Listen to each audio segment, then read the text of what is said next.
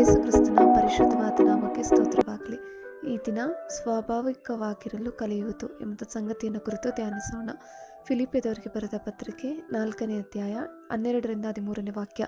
ಬಡವನಾಗಿರಲು ಬಲ್ಲೆನು, ಸಮೃದ್ಧಿಯುಳ್ಳವನಾಗಿರಲು ಬಲ್ಲೆನು. ನಾನು ತೃಪ್ತನಾಗಿದ್ದರೂ, ಹಸಿದವನಾಗಿದ್ದರೂ, ಸಮೃದ್ಧಿಯುಳ್ಳವನಾದರೂ, ಕೊರತೆಯುಳ್ಳವನಾದರೂ, ಯಾವ ಥರದ ಸ್ಥಿತಿಯಲ್ಲಿರುವವನಾದರೂ ಅದರ ಗುಟ್ಟು ನನಗೆ ತಿಳಿದದೆ. ನನ್ನನ್ನು ಬಲಪಡಿಸುವ ಆತನಲ್ಲಿದ್ದುಕೊಂಡು ಎಲ್ಲಕ್ಕೂ ಶಕ್ತನಾಗಿದ್ದೇನೆ. ಆಮೆನ್. ಇದು ದೇವರ ಮತ್ತು ಮನುಷ್ಯನ ನಡುವಿನ ಕರೆ ಮತ್ತು ಪ್ರತಿಕ್ರಿಯೆ. ಆದಾಗ್ಯೂ ದೇವರಿಗೆ ಸ್ವಾಭಾವಿಕ ಆರಾಧನೆಯು ಮನುಷ್ಯನಿಂದ ಬರುತ್ತದೆ.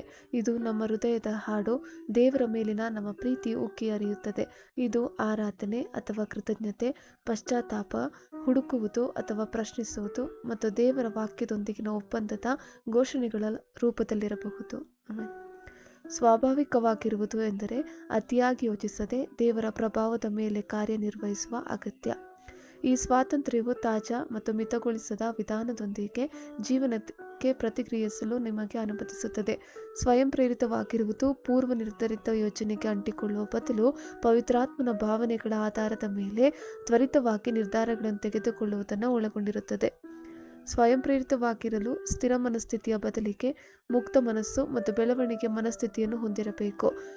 ಸ್ಥಿರ ಮನಸ್ಥಿತಿಯ ವ್ಯಕ್ತಿ ಸವಾಲುಗಳಿಂದ ದೂರ ಸರಿಯುತ್ತಾನೆ. ಪ್ರಾಯಶಃ ವೈಫಲ್ಯದ ಭಯದಿಂದ ಮತ್ತು ಜವಾಬ್ದಾರಿಗಳನ್ನು ತಪ್ಪಿಸಲು ಒಂದು ಮಾರ್ಗವಾಗಿ ಮರೆಯಾಗಬಹುದು. ಸ್ವಾಭಾವಿಕ ಆರಾಧನೆಯ ವರ್ತನೆ ದಾವೀದನನ್ನು ರಾಜತ್ವಕ್ಕೆ ಕರೆದೊಯ್ಯುತ್ತದೆ. ಕೀರ್ತನೆಗಳು 34:1-2 ವಾಕ್ಯ. ನಾನು ಯೆಹೋವನನ್ನು ಎಡೆಬಿಡದೆ ಕೊಂಡಾಡುವೆನು. ಆತನ ಸ್ತೋತ್ರವು ಯಾವಾಗಲೂ ನನ್ನ ಬಾಯಲ್ಲಿರುವುದು.